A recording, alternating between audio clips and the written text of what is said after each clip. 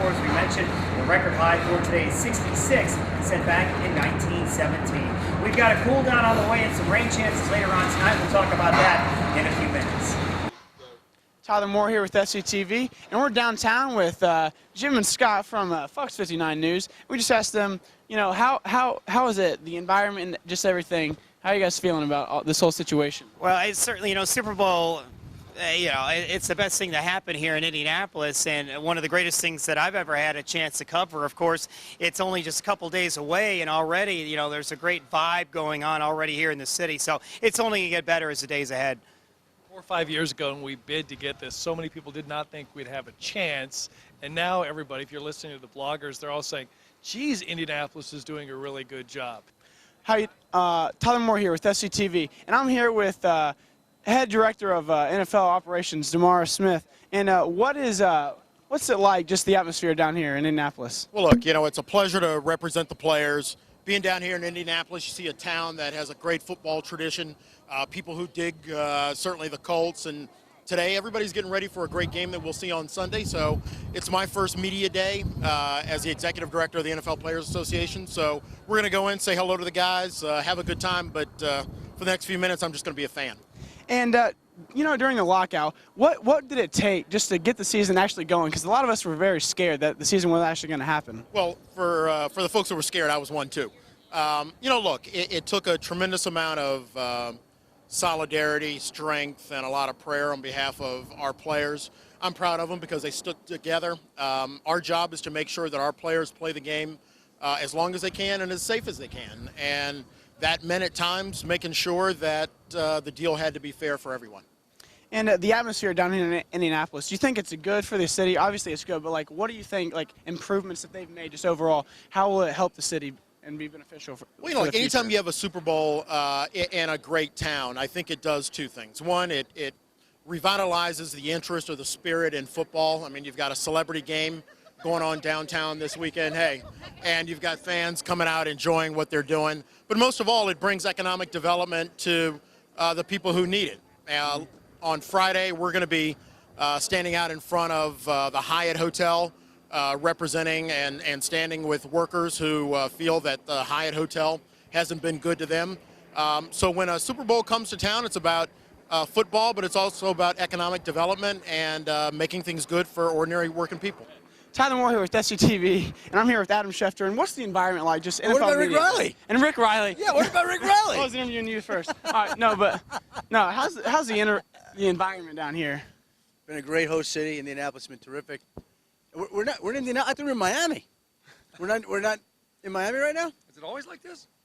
Yeah, the weather is fantastic. And just talk about how the players feel. I mean, obviously this is the first year outsiders have been able to come in. What do you think that's done for the city and just the environment? Well, I think it's a great thing for the city. I mean, downtown is jumping right now. There's a lot of energy. There's a lot of life. It's an honor to have a Super Bowl, and Indianapolis is basking in it right now. Yeah, well, we've never had fans at the media thing before. I can't imagine people paying to watch us ask questions. They said it was a pad practice, but they meant no pads. Rick, we could have been charging for this all through the years. All these years. We could have been charging people to watch us interview people. And yet it's still more exciting than the WNBA. So. Oh, man. All right, I got to jump in now here. We're getting here. Okay. Don Wettrick, their advisor. The article you wrote on Tim Tebow, which, number one, I don't cry when I read articles. First of all, bless you, sir. That was just a wonderful article. How sincere does the guy seem? I've been trying to find holes in the guy. I mean, I even hired a lip reader to see if he was swearing on the field. Yeah. He's not. And I've asked everybody, what's he really like? I mean, is he getting drunk? He's not. So I interviewed every person that he'd met with before and after games. Yeah. NFL players don't talk to their teammates before a game. He's talking to the sick and the suffering and the dying. And he spends an hour with them alone after the game. These people said he's the most genuine guy they've met, so I've given up giving up on him. Rick, I'll tell you a true story. I've covered the NFL since 1990, so that'd be 22 years. In 22 years, I've gotten one holiday card from one player, handwritten, to my house, Tim Tebow. Really? What did he say? That's amazing. Adam, we want to wish you and your family happy holidays, thinking about you, Tim Tebow. 15. one card in 22 years. That's great. Tim Tebow. So anyway, Last question. How many times, Adam, are you going to be asked today about Peyton Manning? that was the first. I'm number one. How many, obviously? Well, actually, I'm going to be asked about it on SportsCenter later. Really? Absolutely. So And you're the. And your feelings on it? I know I speak for the town. We're in mourning because My the writing's feelings on the wall. are that he's not going to play here Yeah. again. My feelings are he's going to play again. Yeah. And your best guess on possibly where? Tune in tonight, 6 o'clock SportsCenter. Well played. Very good. Well, guys, it's That's been, called the tease, by the way. Yes, yes. Thank you. Thank you, guys. Good luck to you all. Tyler Moore here with FCTV, and we're here with Anthony Calhoun, and we're here with the Nest Signs Boston Globes, Bob Ryan, and we're here with Chris Mortensen. Hey guys, what's up? It's Sierra here, and right now you are rocking with Franklin Community High School. It's all about the knowledge, baby, all about the books. And what do you think just the Super Bowl being in Indianapolis has done for the city? Oh, it's fantastic. I mean, you just look around, our city, and you see Super Bowl Village, and everybody's smiling, and you look at the the economic impact it's going to have on our city. Tyler Moore here with FCTV, and we're here with Greg Ballard. And just how proud are you of the city to host this? Very proud, actually. There's a lot of people put a lot of work into this for a long time, almost 4 years. Committee's been very solid. The volunteer base in the city, though, kind of makes it all happen. And they've come out in force. Over 8,000 volunteers are working this event. And you can tell by the smiles on the faces of people from out of town just how well all of this is working. There's rumor that since we're a great host for just such a big event, that we could maybe host Olympics in the future. Can you touch on that just a bit? Man, I got asked that yesterday. That may be in the future. There's a lot of infrastructure and logistics issues involved with that, and we're not quite there yet, I don't think, in that regard. But I don't ever want to say never. I mean, it may be a couple, 3 decades in the future, but you always got to look at what's possible. Things change a little bit, and maybe into the future. I would never say never on anything. Thank you very much. Super Bowl. Each place that you go, the people are so happy and excited about the Super Bowl, so I think they deserve more Super Bowls. We're here with Chris Mortensen, and this is obviously Peyton Manning town. I mean, obviously we've welcomed Eli in with open arms, but what do you think the whole situation, or how do you think the whole situation with Peyton will pan out? Well, I know this much. He's not ready to retire, as everybody's saying he is. He's working hard. He's rehabbing. He's throwing a lot. His whole mindset is to get better. Will he be better next month? Good enough to play? No.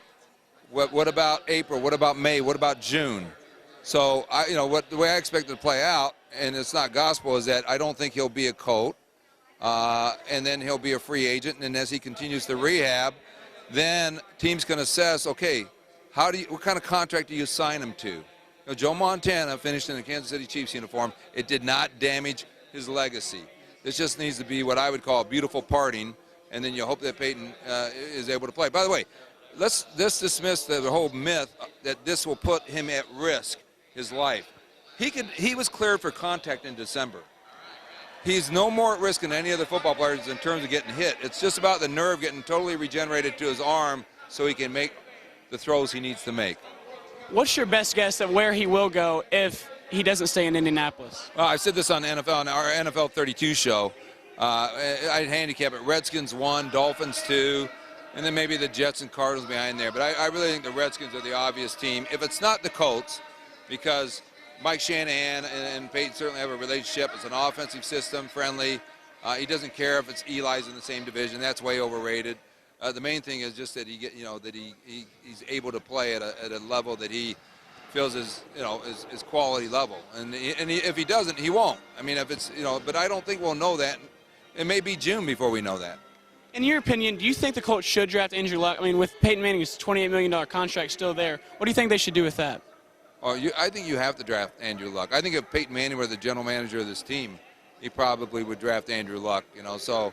I mean, you just have to you have to separate that. And but the thing about it is you can't have Peyton Manning and Andrew Luck on the same team. This is not Brett Favre and Aaron Rodgers. Aaron Rodgers was the 24th or 25th pick in the draft. He actually had a lot of things he had to improve. Andrew Luck's ready to, and Peyton believes this. You're the first pick in the draft. You need to play. You need to play from day one. It's hard to imagine a scenario where he comes back. It just doesn't make the slightest bit of sense to me. He should go. And first of all, I wish he would retire. I'd be much safer personally if he would retire. Don't fool with your neck, Peyton, okay? Don't fool with your neck. He should quit. But if he wants to play, they can't pay $28 million on an if. They can't do that. Here with Teddy Bruschi. And what's it like, just the environment down here, been in Indianapolis? Well, it's a great place. I've never, I've been here before to play, but never been as a member of the media. Now here with ESPN and covering both teams, you get to see the town and be with the people a little more, and it's a great city. I'm having a good time. And I mean, all the talk about the Super Bowl, but obviously Peyton Manning has taken up a bit of talk as well. What do you think, or how do you think the whole situation is going to pan out? Wow, you're waiting on a nerve.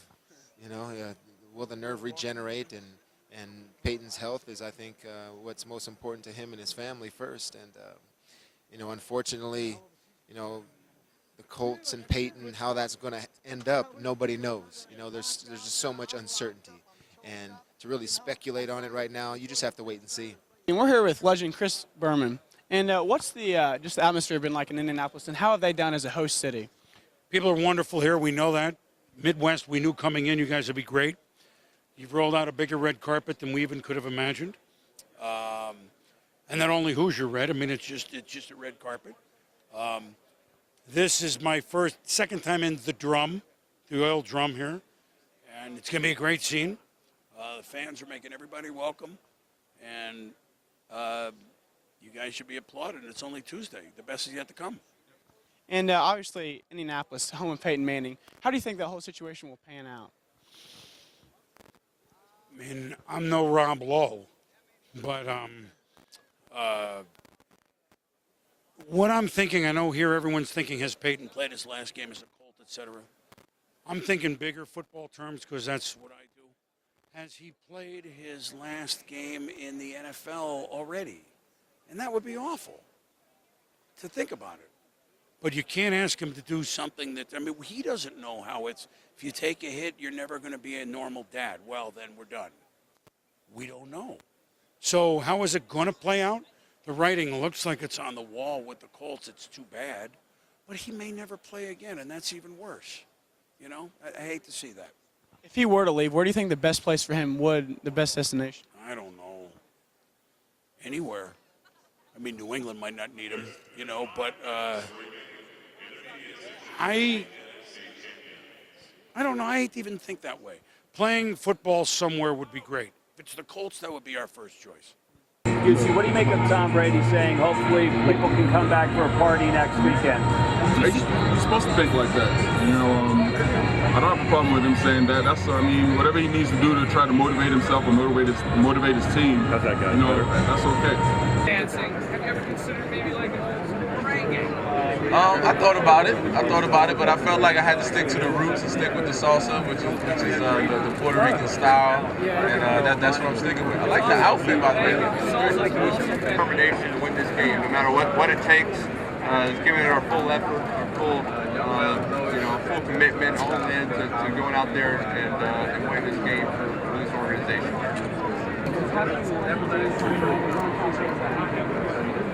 We're planning as if he's going to play. We assume he's going to play. If he doesn't play, then that'll obviously be a loss for them. But they still have one of the greatest quarterbacks in the league and a great coach, so they'll find a way to play well, even if he does play or not. We talk constantly. He keeps us grounded. With all the hype that's going on around this game, it's easy to kind of lose your head in certain situations. But to be a part of the meal, he went on to do that and still coach the team as well, and doing an outstanding job in different franchises in that capacity. Right there. To wrap it all up from Media Day 2012, we talked to many great football players, broadcasters, celebrities, you name it, we got it. It was a fantastic day. For FCTV, this has been Tyler Moore. For FCTV, I'm Chris Berman, going back to the studio.